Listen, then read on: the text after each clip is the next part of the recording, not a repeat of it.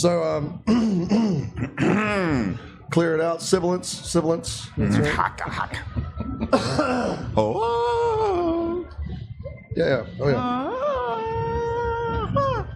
Oh, my. That wasn't half bad. I didn't. Alan, you can't sing immigrant song during this administration. No, but the pitch was on. The pitch was spot on. Exactly. Well, not spot on, but, somewhat. Oh, sure. In the key of Q, it was. It was close. It was close. Now, before we get anywhere, Ron, I got to tell you, bro, you have been the talk of several of these podcasts, because at the very end of every podcast, I'm asking for an immediate reaction, 1 or 2 words, of what everybody thinks about this.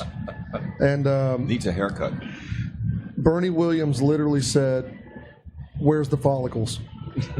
He literally said that, and I almost died. They're there, right on the sides. He said there everybody else's are. A lack of follicle. I was like, oh my God, that is amazing.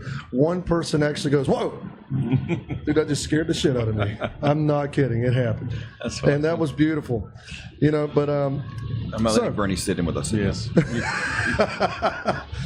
Ignition sequence start. 6, 5, 4, 3, 2, 1.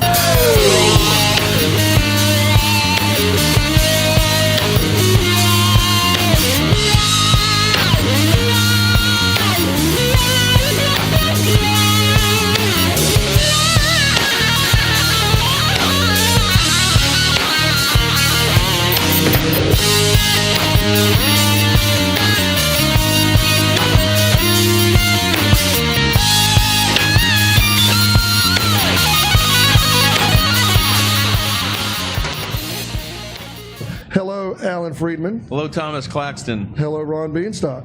I thought it was Eric Clapton. Oh, Eric no. Clapton. I'm in the wrong booth. Boy. I'm in the wrong booth Wrong again. booth. Yeah, Wrong I'm booth sorry, again. bro. You thought you were walking into some serious clout, and you failed miserably. Eric Claxton. So good to be with you, Thomas Claxton. Oh, no. Hey, thank you both for being here. When I was putting Hi, this... Ron. Hello, Alan. Oh, yeah, you obviously... come on. Sorry. There was a reason why I was like, everybody else got like their own podcast, but you two are comedic gold together. So I was like, there's no other way I want to do this. I could bring in Ron by himself. I could bring in Alan, but I want the Ron and Alan powerhouse combination. It's more like gold-plated. What you really wanted was my Barry White sexy man voice right now from NAMM. Bro, let me tell you something. This right now is the sexiest room in this entire convention center. No doubt. Of course it is. No doubt. Of course it There's is. nothing- We just nothing- we just won Best in Show. Nothing speaks sexy like 2 old Jews. No, hey, bro. Old. I resemble that remark. Well, I mean, Alan Friedman, correct me if I'm wrong, but weren't you voted most likely to be a male porn star all 4 years of high school? Voted. I won that, I believe. You won it. Oh, my God. He's been asking me to scrub the web ever since. Right. I can tell the women want me by the way they ignore me. Oh, beautiful, beautiful. They're just intimidated. That's right. Alan, there's a difference between want and wanton. Right. So, when I was putting the podcast together, I called a lot of people up for this thing, and you two were some of the first ones I got a hold of, because there's always the performer side of it, and that's a beautiful thing, but I wanted this podcast to not only be entertaining, I wanted it to be educational. And so I brought in the producers, I brought in the engineers, I brought in the artist relations guys, the CEOs of the companies, and what I needed was one of the top entertainment attorneys in the business, and Alan. And one of the most hardcore respected CPAs in the industry. CPA, cut, paste, and assemble. That's right. Car parking attendant. So we've got Ron Bienstock here from Scarinci Hollenbeck, and we've got Alan Friedman from Friedman Kannenberg Company. And you guys, you represent the good guys. You really do. I mean, you bring it out there for all of the musicians, the bands, the producers, the engineers, and you represent 2 different aspects of it. We do. Yes, we do. Ron's representing the manufacturers. Alan, you're out there with the retailers. Right. And you guys are in a crucial part of what makes the gears turn behind the scenes. Or the gear turns. We both represent the artists as well. The one thing That's about right. Alan being a CPA, you know the classic line from a CPA, it depends, or where depends. It all depends. Right. When you're delivering the tax liability. If you filed this year or not. Right, exactly. Right. I love it. Is this deductible? Everything's deductible as long as you don't get audited. Oh, Alan and I are going to be having a conversation pretty soon because they probably already got me in the radar, so no doubt about it. Well, from this broadcast, they will. They will, absolutely. You know, but I love the IRS. Yeah. The label or the government service? There's two things. I mean, literally, they're my favorite people. Yes. No doubt. Yes. What's the ideal weight of an IRS auditor? 3 pounds, including the urn. Oh my God! No. How much have you earned is your question. Right. Please stay on track with us, please. This is a serious conversation. Oh my God! So. I'm sure the comedy gold is going to continue to run throughout this entire thing, but we got to throw a little bit of a serious talk in there every once in a while. So, Ron, we're going to start with you because if you two got to choose between each other, nobody will pick sides. So, I'm going to pick. Go ahead and tell us a little bit about what it is that you currently do for the industry. Okay, so the podcast is an hour and 45 or 2 hours and 45? We're going to roll with this for however long it takes. All right, so what I do is I represent, it's sort of bifurcated. I represent artists and I represent the manufacturers. He's using hand gestures no one can see. Why am I doing that? They can. The artist side is coming to NAMM is a great opportunity to see a lot of our clients that are from around the world come for NAMM for all kinds of reasons. They're performing, they're meeting, a lot of networking. So the artists, the producers, recording studios, writers, publishers, anybody who's here for the purposes of being in the music business. And the other side, and the manufacturer. And by the way, I do as often as I possibly can, teaching seminars. So when people are here doing their thing here. They could learn a little bit, free of charge, because I normally charge somewhere between $75,000 and $100,000 an hour. That's true. Thank you very much. And the other side is representing manufacturers, which is very different. It's all intellectual property issues on their own, outside of the intellectual property issues with the artists. So we do a lot of trademark work, patent work. We will do all kinds of dealer agreements and foreign agreements, licensing agreements, distribution agreements. We run the gamut from really basically being effectively general counsel for a lot of companies, where we will represent them in everything they do.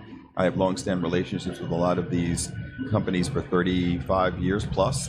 So we've known the original person who started the company. Now we're on to the second generation, a lot of them. So we've been hopefully there to guide them as things have gone on. And hopefully keep them out of trouble. I know everybody says lawyer, lawsuit. That's not what we do. We defend a lot.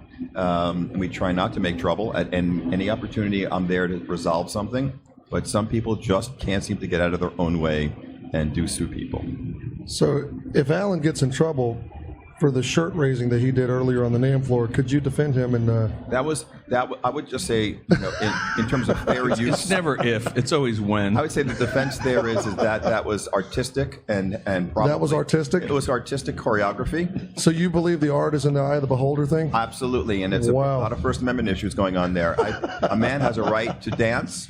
And I would say that was outside of the brass pole he was using. I would say that was genius. Did you take lessons on the pole? No. No. Did not, Good. Because you raised it like a champion, bro. Yeah, I'm thank not you. gonna lie. You sure? Someone argued that I am bipolar, but no, that's something different. No, something very different. Yeah, very different. So, Alan Friedman, owner of Friedman Kannenberg Company. So, tell us a little bit about what you do. So, I'm a CPA, certified public accountant. Our firm's a CPA firm located in the greater Hartford area, Farmington, Connecticut area. It's 35 years old. We're a boutique-sized firm. There's about a dozen of us. And like Ron's firm, we are also bifurcated. Bifurcated.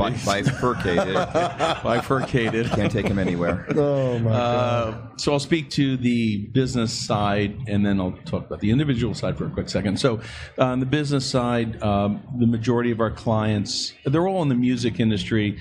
Just a very broad term. So we have recording studios, bands, musicians, Pro Tools engineers, producers, music education facilities, but and we do some manufacturers as well, manufacturers of like boutique drum, guitar, bass, amps, pedals, all that kind of stuff. But the largest segment of our business practice are music retailers. These aren't the ones who sell CDs and records. Those are mostly out of business now. These are the companies that sell musical instruments and products, large and small, across the U.S. We have keyboard stores, we have school music stores, we have the rock shops called Combo MI stores, full line stores, pro audio, print music, everything in between, large and small across the U.S. We do all the financial education for NAMM, as well as we do the financial education for Yamaha, is probably the largest supplier of all musical products in the industry. So that's on the business side. On the individual side, we do a ton of touring, recording, musicians, engineers, and frankly, that part of the business grew out of the business side. When we were at, this is my 35th NAMM Show, Winter NAMM Show. It's my 60th NAMM Show when I include the summer shows. And so when you're at a NAMM Show, invariably you're going to meet musicians and bands, and that's how that end of the business grew mostly. And then there were a couple of key clients that we had gotten who referred us to others. And so now we sort of walk both sides, the business side with all those things I just mentioned, as well as the musician and band side. Well, you have to almost. I mean, because without the music, there's no business. Exactly. I mean, somebody's got to play that stuff. That's right. And they got to have stuff to play. That's right. So that's exactly right. So between the two of us, I think I'm at 37 years of NAMM shows, missed one when my youngest daughter was born, and you've been for 35 years. Yeah. We have seen, the business, particularly at NAMM here in California, go from, 50,000 people or less to 120,000. You guys are making my story I told earlier very difficult, because this lady asked, and I told her you were 27 years old. I am 29. That's 29. And I told her Alan was, at least 50, but he looks he looks 50.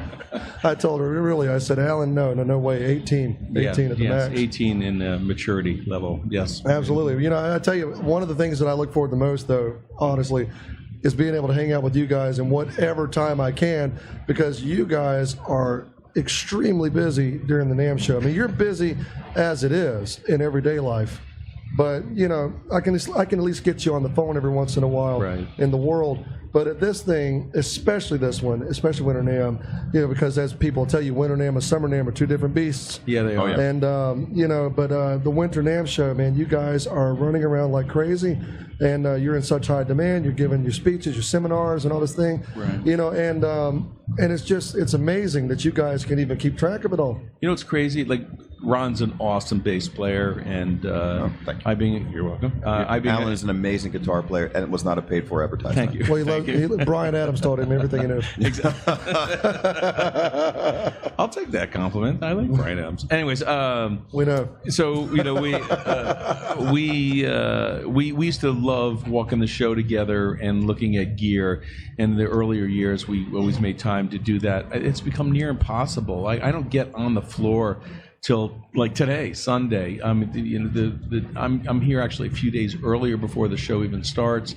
Like ton of educational classes, and then after that it's just client meetings and stuff. So this show has really, really grown for us, as well as I can see the number of people attending the show. It's just I think they're going to hit like 130,000 people. This is more than last year. Yeah. I mean, I don't know for a fact. You two would know, but I don't, and I'm totally going off of the fact that it looks more populated this year. It feels that way too. Well, the serious part of it, which is really difficult for us to be, Alan and I, particularly when you get into the Sunday when you're just loopy at this point, to show you how it's gotten so busy. I wanted to get in-ear. You don't even know this. I got in-ear monitors fitted this morning at 9:30. Wow. Ran out because I had a half hour. Ran out and got fitted.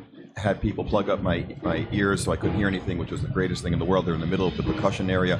No offense to any of my drummer clients and brethren and sisters, but I had to run out at 9:30 to get them done, or else I would never get the moment. And I haven't had a chance to see a lot of gear, but on a business level, all of my clients that I've checked in with and have had dinners and meetings with tell me this show has been very, very successful. And overall, what the entire point is that the growth of the industry is paramount. We grow at a smaller rate than we have in the past. A lot of musical heroes have drifted into the, how should we say, the higher reaches of the afterlife, and we need to maximize the opportunities we get to grow the music industry, both educationally and in sales, because, as you said, who creates the music? And you create the music with these tools, and the tools have changed even since we first started coming. Yeah. There was no plug-in section. That was for your shaver in your hotel room. So I got to tell you, you mentioned plugging in. Some of the listeners at home might not know, but I told you guys earlier that I think I heard the strangest story that I've ever heard on the NAMM Show floor, and I've seen some strange things, But a guy came up and told me the other day that he plugged into his plant. I'm not kidding. You can't make this stuff up. He told us, he said, look, I went to school for horticulture, and I went back home and I started jamming. And I hooked my gear up to my plant.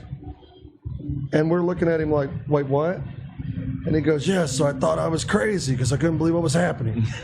So I called my bro, and he come over and put a drum kit, and we hooked the drum kit up to the plant. The plant was playing music with us. And I'm like, bro, that was a special plant you had there, buddy.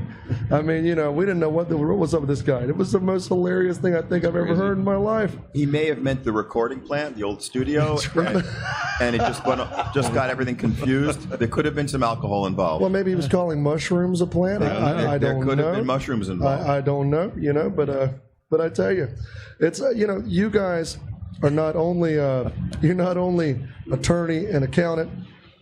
That's not the only way I know you. You're also personal friends because heck, we're technically family. We're bandmates. We're bandmates. Yeah. Bandmates. I mean, we're part of the Thomas Claxton experience. Is that what we're naming that? No, for lack of a better term. That is lame. No one wants to call it the Ron Bienstock anything. I will call it the Ron Bienstock phenomenon tomorrow.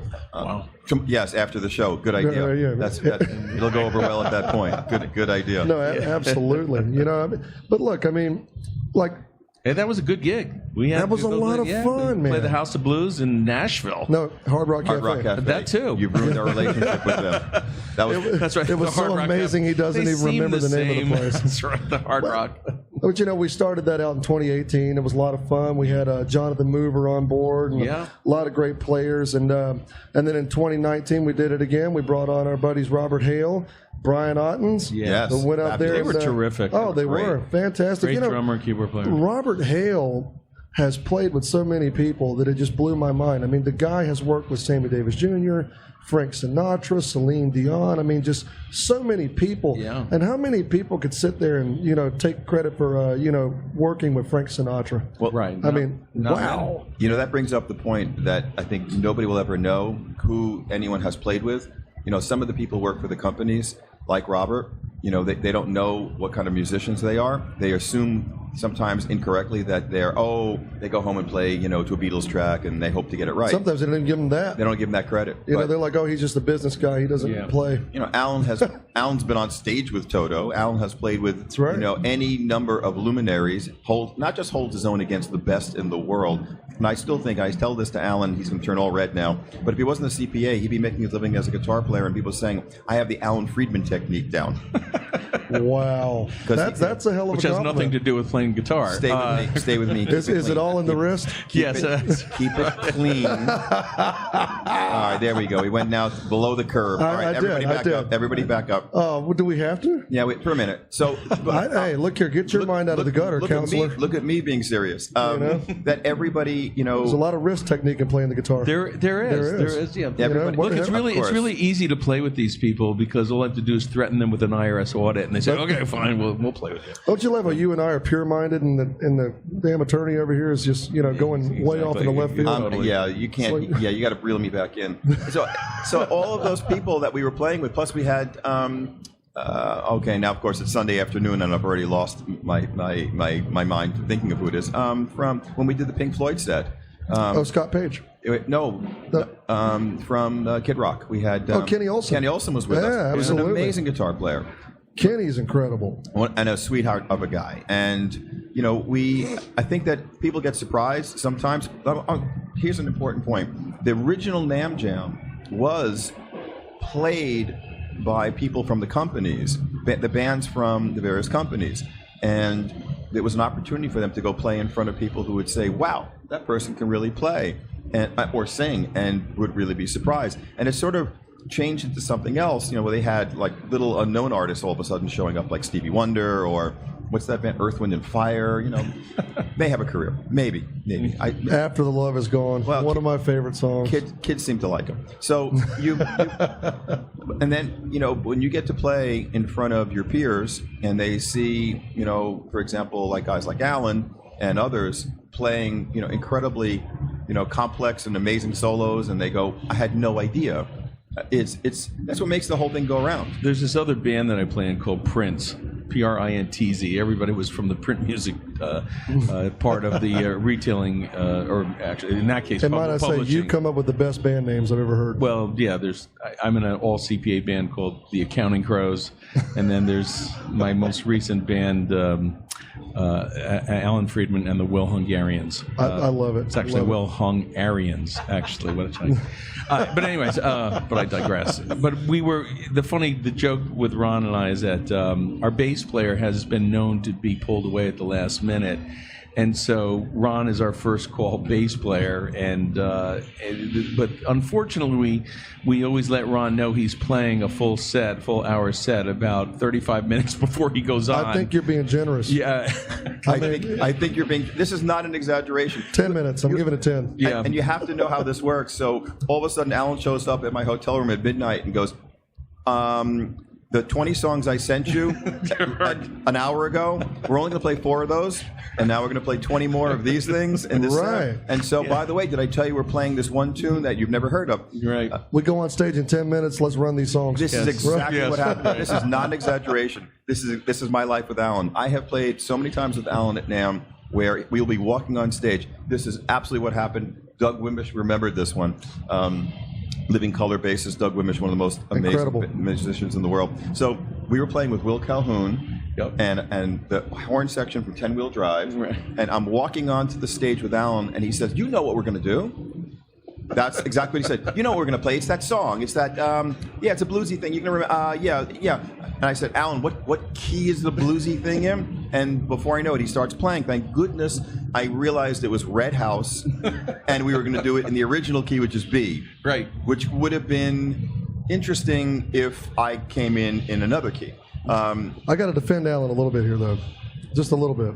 He might be vague with that kind of stuff, but you are extremely vague in emails. Like I will literally send this guy. What's vague about Get Lost? I don't understand. No. Yeah, right. Let me tell you what. I will ask this guy for details on something, and this is what I'll get. Yes.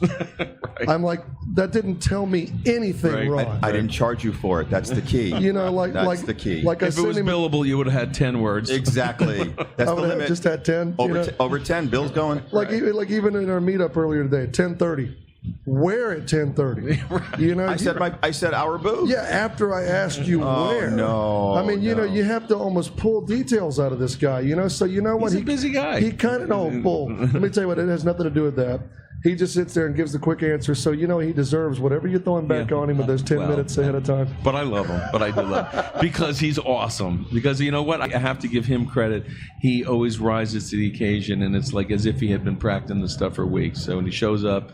Like, and it's true. Like, and, you know, I'll give them the list of songs, and then they get thrown out. By the way, we're not doing that blues jam in G. We're doing Siberian Khatru by Yes. Yeah, I didn't even get the email about the songs we're going to play. That's right. Because I believe we're all going to go jam in a little while at the Kaiser booth. And the other day, Thursday, first day of the show, I walk up and I'm talking to Max, and he's like, "All right, man, you ready for these songs?" I'm like, "What songs?" I didn't get an email. Yes, you did. No, I did not. Because the email. Absolutely, I sent you an email. The email you sent it to hasn't been used in a long time. Can I hop in here for 1 second? We sent you a letter. Oh. So that should cover everything. So I was served. We gave you Is a that what letter. you're saying? We gave you a letter, and it had the whole list on it. Oh, right. It was right. at your former address. It'll get forwarded. Don't worry. The first song was La Villa Strangiato by Rush. That's right. That's right. The second one was Goodbye Stranger by Supertramp. That's right. Yes. You know, And the third one's the entire second side of Toto Hydra. oh, nice. Uh-oh, no, love you it. sent me Yes songs, the whole live version. That's right. That's what I thought we were doing. Tarkus. Well, you know, they were doing Tarkus. Emerson, Lake and No, Palmer. Oh, I love that's it. Emerson, Tuchus. Lake and Palmer. That's come on. Tuchus, right? So Alan's been on and played with a ton of great players, and Ron. I have to explain. Wait a minute. Tuchus, you know what that means? That's Yiddish for your butt. Oh, nice. For those, It's in the commercials. Everybody knows what it means. Is now. that kind of where Tush comes Yeah, that's from? right. Somewhere. Yeah, I think it's a derivation. Yeah, a Yeah. little derivation. So Ron, you've played with a lot of amazing performers in your day as well. Yes. And some of the best stories. Even though we got the king of the jokes over here, Ron Bienstock tells some amazing stories. All right, so here's a story which is clean. Really? Yes. Oh, you- So I had a band besides playing for a living before I went to law school. When I got out of law school, this is really what happened. I signed a band to Atlantic called Big Mouth, and the band unfortunately was rock. I'm sorry, it's really late. Rap, rock, and MTV wouldn't play rap at the time. This is true. I didn't know what it was. 89, they wouldn't play it. And the band sort of petered out, and the band came to me and said I would be giving the bass player lessons on the sly here, and they said to me, "Hey, would you want to put like a little blues band together, and we'll keep playing?" And I said, "Sure, let's do that." And we rehearsed once at a client studio and went off and played the bitter end. And for some, I'll never know how this happened, but we played, had a great crowd. He's now passed on, Kenny Gorka, who was running the place, said, "Hey, I'll book another date." 2 weeks later, we added a sax player then onto the ensemble. This was with Jonathan Mover.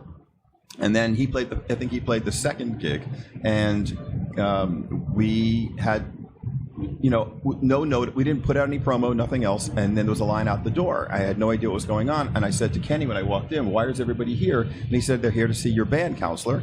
And I said, "That can't be right. We played one gig." And the Suits, which were the Blue Suits, then took off as the Suits.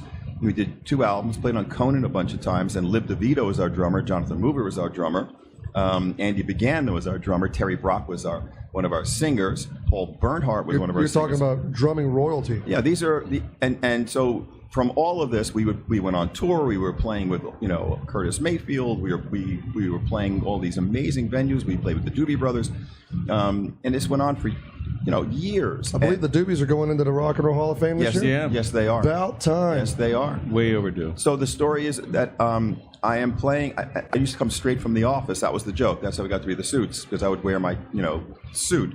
So God, that must have been uncomfortable. I got used to it. So we're playing Woody's in New York. That was Ron Woods' club, and he was sitting in with us. And Lib DeVito was the drummer. And Lib is a hard-hitting drummer, one of the greatest drummers in the world, but hard-hitting drummer, and Known for it. known for doing that. And we're playing, and I'm wearing I had taken my jacket off. I have like a sweater vest on, and I noticed that I look down and there's like little pieces of wood all over the side of my sweater. And That's part of playing at Woody's. and I thought it was coming off the ceiling. I wasn't sure. And it was just decorative. And we're playing along, and I look down, and I keep getting hit by little things, like little pellets keep hitting me. And I'm looking around, just people are throwing things. We're doing okay. We got a sold-out crowd. We're doing great. Blues Brothers. And I turn around, and the entire sweater vest, my entire back of my sweater vest, is filled with wood chips from pieces of stick coming off of Lib's playing. And the little chips from anything he had that had a nylon tip or even a wood tip, he hit so hard, these things would break off and hit me. And I had them, they're embedded in my sweater, and I have to take the sweater off and shake it out, and it looks like I'm in a wood mill. And so I stopped playing on that side of the kit for a little while because it was like bad for my health at that stage. But that's just the thing of playing with great players. He took all the shavings and made a table later. I made a guitar. We've had some really funny gigs. I mean, when we play at NAMM, invariably we invite friends up. So all being here, we all know some very famous people and clients, what have you. And I remember when someone commented to us that we've just mentioned, Jonathan Mover, who's one of our favorite drummers. One of the greatest drummers I've ever seen. He's a drum machine with a groove. It's he's really. And he was a guest on the Sitting In with Thomas Claxton podcast yesterday. That's awesome. Look, that dude, man, there aren't too many guys that are better than that. Well, look at the resume of people he's played with. Everyone. It's amazing. And so he's been a client of ours, thanks to Ron. He's been a client of ours for probably 25 years. He used to run Skyline Studios in New York. He's now out here in L.A.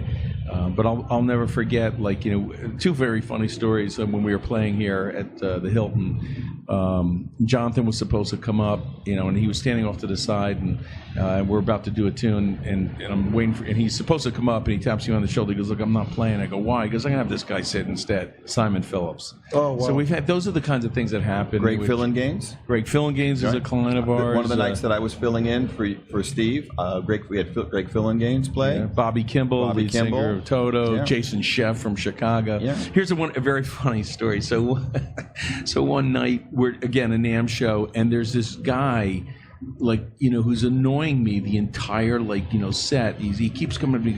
He goes, "Can I play harmonica? Can I play harmonica?" I go, "Look, we don't do any harmonica songs." And finally I said, "Okay, look, let me see if I can get a harmonica song going, and it'll just hang low." So can I play? Can I play? God, you're nicer than me. Okay, so he was persistent. So finally, I knew he wasn't going to go away. I said, "Turn here." I go, "You guys know, Roadhouse Blues by the Doors?" Yeah. Okay, let's just do that tune. It's a big harmonica part. I go, "Okay," we're gonna have this guy come up and play harmonica. Harmonica guy, come on up. I didn't know who it was, so he comes up. He was actually really good.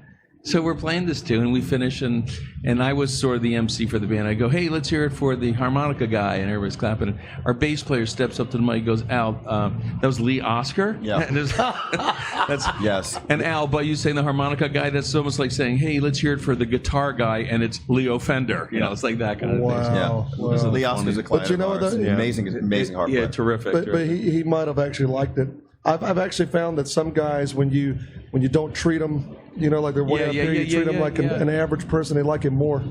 One of the coolest things was when Doug Wimbish came up and played bass. We gave him we try and give him a bass solo, and he's playing. All of a sudden, he reaches over and takes a shot glass, and in a matter of a second, he drinks the shot and takes the shot glass and starts using the bass as like a DJ, as a turntable, and he's playing all these sounds. Doug with a shot Wimbish glass. is a machine. He's on, and one of the sweetest guys ever too. Just I ran into, I saw him earlier. I saw Victor Wooten. yeah. I saw Billy Sheehan. Yeah. Lots of great bass players.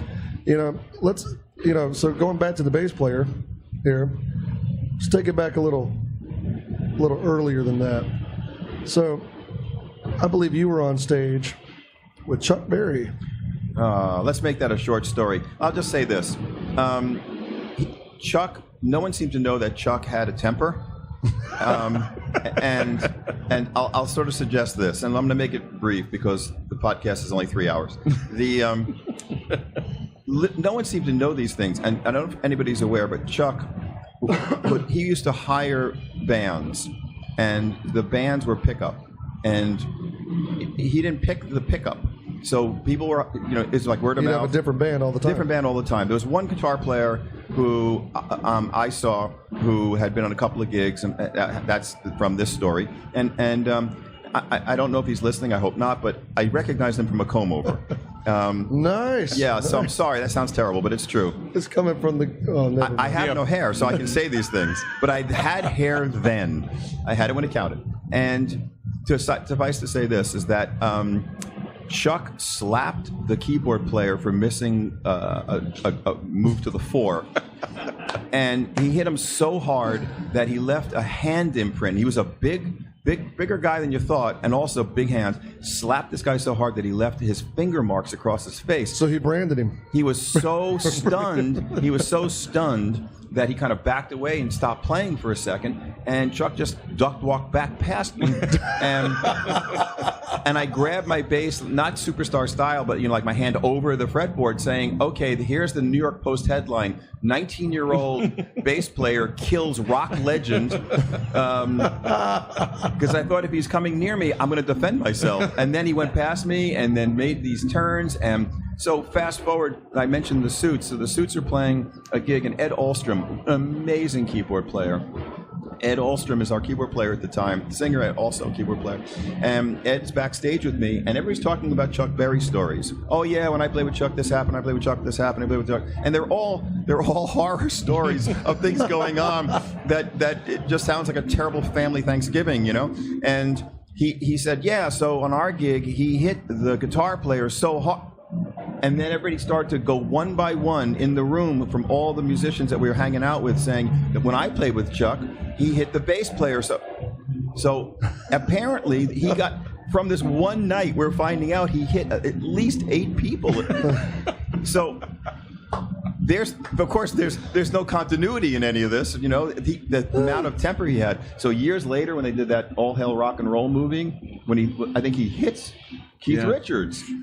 He hits Keith Richards on film, and I never. 2 things: you may be disappointed if you meet your heroes. Be very careful.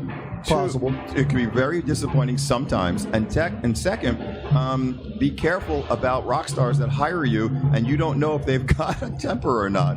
You never know. Oh, nobody knew. I'm not going to say the name, but on my first arena tour that I did, somebody kept stealing my outfit, and I went over there and I called him out on it. I was like, hey, you know, you're stealing my outfit, you know, that's the one I'm supposed to wear. And he basically, because at the time I was just fresh out of the bars, you know, I was still playing the dives and all that kind of stuff, and he basically looked at me and said, listen, I'm going to wear this if I want, because here's me and here's you. And I was like, that's funny. And we were in Savannah, we were in my hometown, and I'm not going to be disrespected in my hometown. So then I said, that's hilarious. So I'll tell you what, since you know me so well, if you ever talk to me like that again, I'll break your foot. And he goes, oh yeah, I'll sue you. I said, dude, I am a broke musician. I own nothing but a couch. And we are 45 minutes from my house, so I'll go get my couch. And bring it to you. As a deposit for kicking your ass. That's funny. And I had no problem with it. He never stole my vest again. That's crazy. Oh, Maybelline, why can't you be true? Oh, Maybelline, sorry I left you black and blue. Wow. Look at that improv. Yeah. I'm telling you. It's rough in the rock and roll business, I guess. It's a very tough business to make a living. And these days, when I sub these days, people would say, Ron, can you sub, do these things? You know, these things used to pay $250, you know, and it's not the money issue for me, clearly, but, you know, I'm going to go help out. I'm going to learn the material. As you well know, I will learn the 25 songs, send me some charts, I'll go over. I mean, typically, this is the call I get. Ron, our bass player's in Detroit in a snowstorm. Can you fill in X, Y, Z where we are? And sure, I'll do that. What time do you need me to do this? Tonight. 30 minutes from now. Where is this? Oh, it's in the city. It's at the Iridium. Oh, that's nice. I have to go in and park. Do you have charts? No. I'll send them to you. And you won't get them. And I never get them. Oh. Right. You low down and dirty person. Right. How dare you do that to the bass player? But that's nothing to do with Alan. So the thing is, the $250 gigs are now $100 gigs. And it just seems so difficult for the working musician to be able to really get those ends to meet. And that's one of the things at NAMM that I do and Alan does, is try to maximize your ability to make a living as a musician, which is all I care about. That fame and fortune, that's a Queen lyric. You know, I'm really interested in you making a living as a musician, a conversation I've had with you many times. Let me tell you real quick, going off of that, the first time I sat down with you, that was an information overload. It was very helpful, but I literally didn't have much of a conversation for almost 5 hours after that with anyone. Because for those of you listening, Ron, when he works with you for the first time, he pulls you in this room, and you're sitting there with this long table. It makes you feel kind of important for a little bit. And Ron walks in, and he's got this huge chalkboard, or this dry erase board. Yeah, it's a writing wall, Yep. And he starts dissecting the business and what it is that you need to be doing, pointing out what you're doing wrong, circling, how you need to be doing this and that and the other, and just basically dissects everything. And when all you've been doing is bar bands, and just stuff like that, you're like, wow, why didn't I know this stuff years ago? And I probably would have got a jump on it at an earlier start, but still, I remember that. And then you know, then we won't talk about the time I flipped over backwards in the chair in your office. That was embarrassing. It wasn't embarrassing to me because you wouldn't believe what's gone on in that room. Alan, let me tell you something, brother. That's when you told him what the royalty rate was. That's when he fell over. No, let me tell you, I was leaning back. As soon as I hit the floor, beautiful attorney fashion, the assistant comes running in, the other assistant, Ron's making sure I got a towel, ice, all this kind of stuff. Are you okay? I'm like, I'm good, bro. I'm good. I'm solid. Don't worry about it. I was embarrassed to hell, but I was okay. You know, that's how we work. But you know, a lot of what goes on at the NAMM Show, particularly amongst the artists, is that you know, it's a cliche at this point, yes, but it's how do I get to the next level? And that is, you know, that's the conundrum for everybody. Making a transition, you know, like as you have, to going from, you know, the hardest working man in showbiz, 300 dates a year. I don't know how anybody can do that but you. I try, you know. To go from takes that, a toll. It's amazing. I don't know how you do it. But from that to putting out music, hopefully music you've written, being organized in this. You know, the panel I did the other day, I must have said, be organized, no surprises. When you need to be organized, there should be no surprises. That seemed to be a surprise to most people because I said, be organized. Musicians organized? No. Sure they can be. Really? Sure they can be. The problem with most music schools, as an example, there's no music business education. And then music education is now out in half the public schools, if not more. So it's the issue about music education and learning the basics, and it's very difficult to learn these things. You know, publishing is so arcane to people, that to everybody, and just to learn that and how it fits together is I think a requirement if you want to make a living doing this. You know, if you want to be the journey person who plays with 1 million bands, and you decide you want to break, you need passive income. You need income to come in to carry that.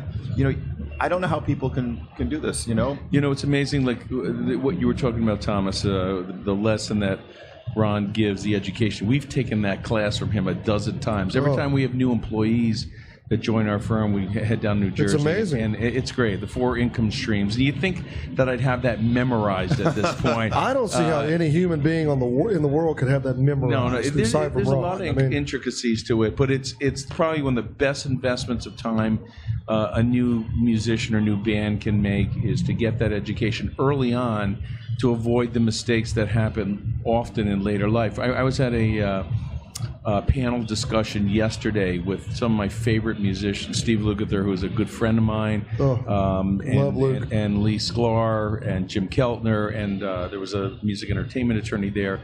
And, you know, they were talking about the current state of affairs in music, and you know, each one of them had a lot to say, you know, which range from just observations to outright anger over what's going on. But, you know, the one thing that you can always count on changing is change. Mm-hmm. It's always going to change.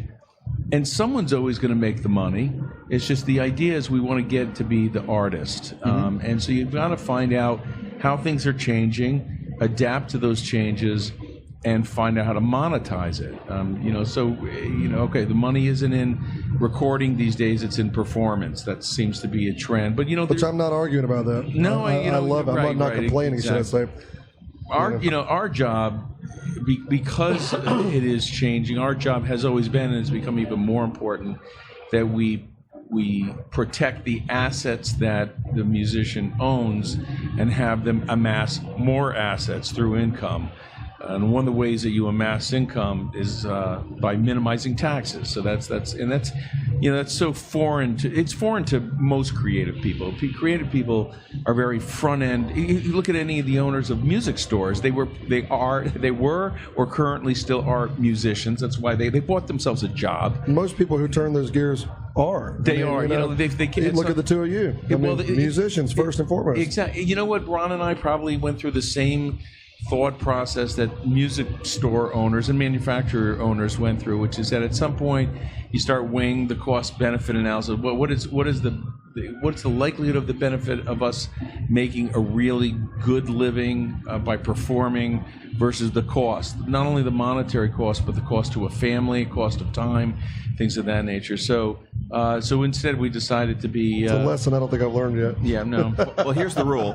I'm still hardcore devoted to the clubs and stuff. We're no less passionate about it. It's just at some point. No, I need to learn the lesson. Yeah. You So the rule here is that I have the number one rule when you walk into my office is no tax problems. We're going to fix whatever it is, and I'm sending you to Alan. We're never going to have a tax problem ever. And we all just say, isn't that right?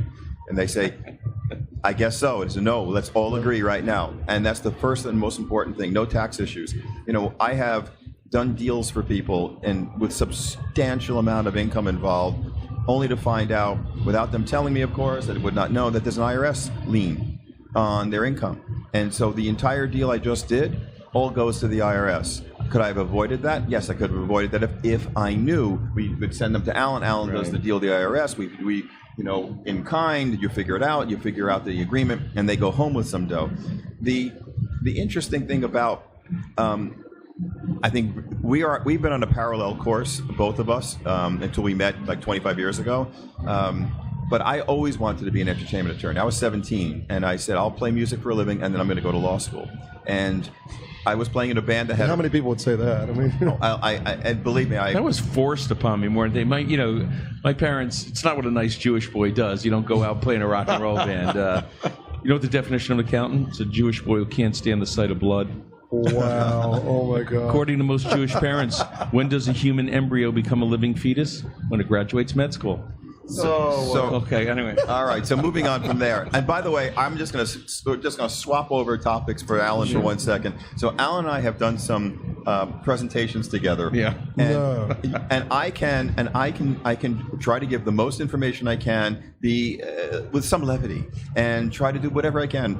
And Alan will just start with the Henny Youngman jokes, one after another, and dive into the dirt. Well, tell the story about the two of you doing the event, and then he gets invited. I'm telling you that right now. Here's my example. I'll let you tell the story. I got Ron to speak at the Retail Print Music Dealers Association because it was all about the legalities of music publishing. To me, there was and who better? No one better than Ron. I said, Ron, you need to do this gig. He said, okay.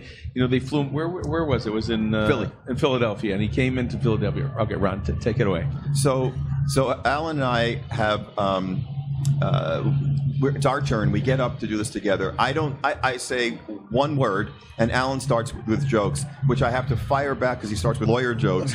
So I say, and I have to make the jokes up as I'm going because I really don't keep those in my mind. I said, hey, Alan, I had a little back surgery. And he goes, oh, really? And I said, yeah, I had my fin removed.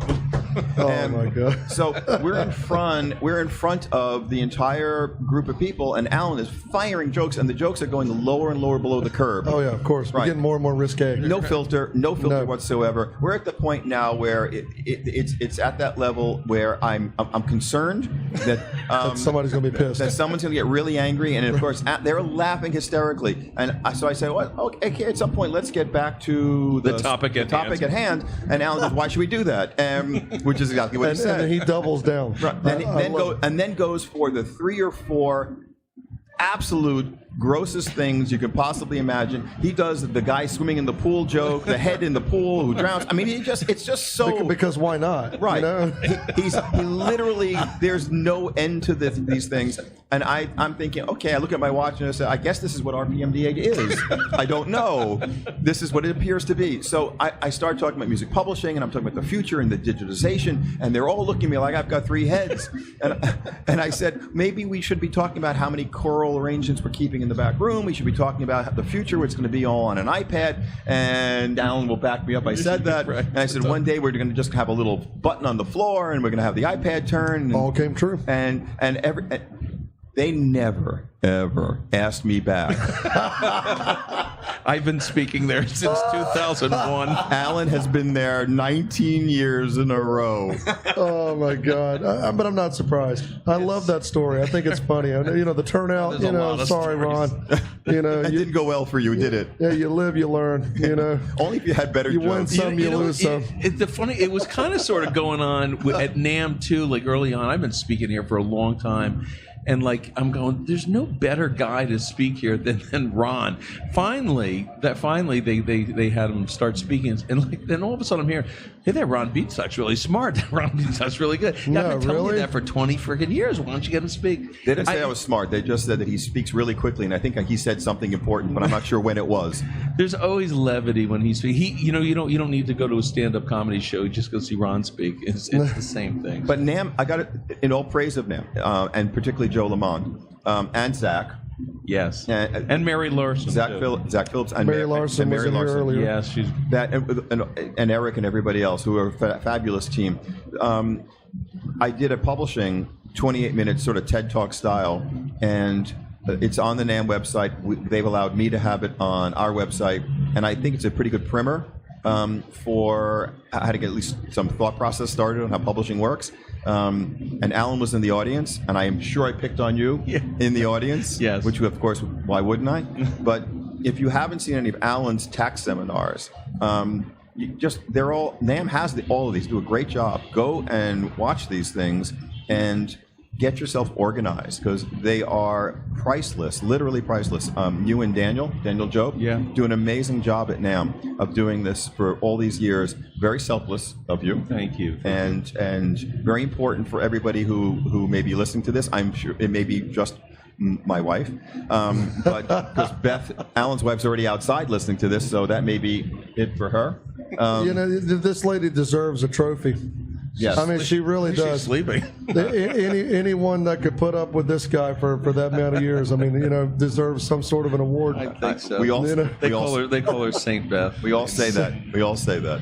You know, it's funny, just to jump off of what Ron said. It's kind of funny. The biggest issue that music retailers who we speak to a lot, that's the predominance of who we speak to when we're at the NAMM show, the biggest issue they have is, they're musicians at heart, so they love gear.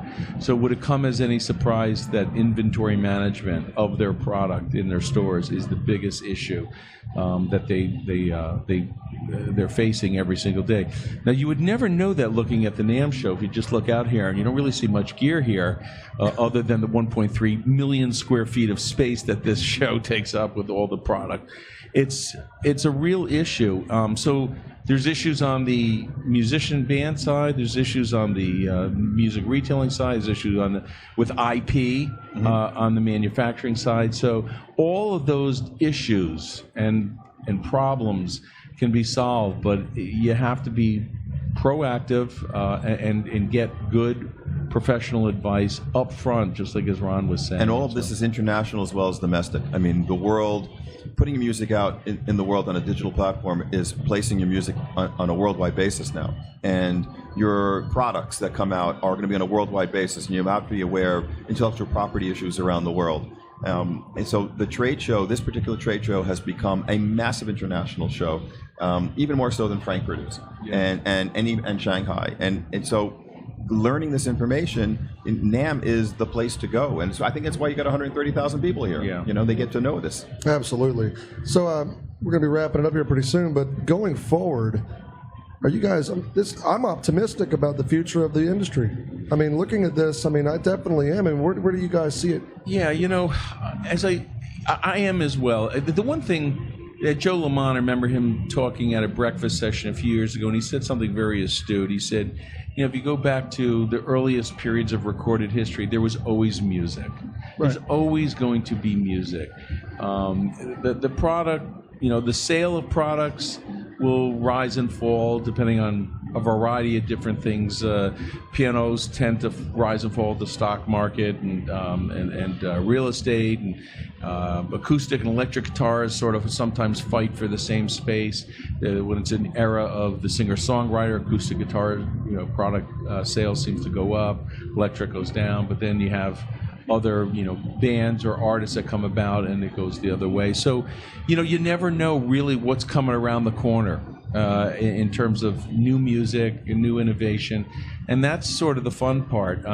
It's really easy for Ron and I to get jaded about all this. This will be my final comment, meaning that we grew up in the era of the Beatles and the Stones and Zeppelin. We say we had the greatest music ever, and these kids these days, they don't get to enjoy the same great music, and it's kind of it's a jaded remark. It's really a half-truth. It's our truth, but it's not the reality, because these young kids are finding their own voice and their own music, and so and product is getting designed and built, to accommodate that. So let's let the listeners at home, let's find out a little bit about you guys personally. I'm going to give you 2 words. You give me the answer. Which one you prefer? Ford or Chevy? Alan. Wow. Ford or Chevy? Ford or Chevy? We're getting way off topic here, but I'm going there. Is Dan picking something here? Dan said Ford. Yeah, but Yeah, okay. I'm gonna Growing up, I was a Chevy guy. Ford, because Dan and my son Todd are looking at me going, Ford, like as if I say Chevy, that's like really bad. I was just hit by a car the other day and it was a Chevy, so I would have, I'm going into that. I would have hated to have been the person who hit that guy, and knowing, who'd you run into today? The most powerful entertainment attorney out there. Oh, I mean, you're totally screwed. So you were a Chevy guy growing up? Growing up, I was a Chevy guy, but I ended up with a Dodge I love van. Corvettes, but you know what? Mustangs were cool too. So Burger King or McDonald's? Burger King. It's flame broiled. You're asking the wrong guy. I'm asking the wrong guy. You're the wrong guy pick. for this. Got to pick, because I'm gonna. I would have said Burger King. Yeah. Wow. Okay. All right. Gibson or Fender? Oh man. Wow. I know my answer. My Fender. And let me tell you why. It's a more versatile guitar. It's Strats, Tellys, than. I have to have no comment on this. You sure, Ron? I'm It's very just a sure. personal preference, Ron. I am very sure. It's not who you're suing. No. We defend. We defend. We don't sue. We defend. You defend, Oh, right? my We God. defend. Chuck Berry or Little Richard? Little Richard. Little Richard. All right. Well, guys, I appreciate both. You have the Beatles or the Stones? Okay, Beatles or Stones? Beatles. Beatles? Stones. Stones. See, I got to side with Alan on that one. Most people do. I'm not siding it because it's a majority. Here's thing, another but one. Led Zeppelin or the Who? For me, it's Zeppelin. Who? I'm going with the Who. I on that one. know the differences I'm going between with the Who us. on that one. Scott Page was in here, saxophone player, played with Pink Floyd for a while. And I told him, I said, dude, you were on the road playing with like the holy trinity of bands for me. Because he worked with Supertramp, Toto, and Pink Floyd.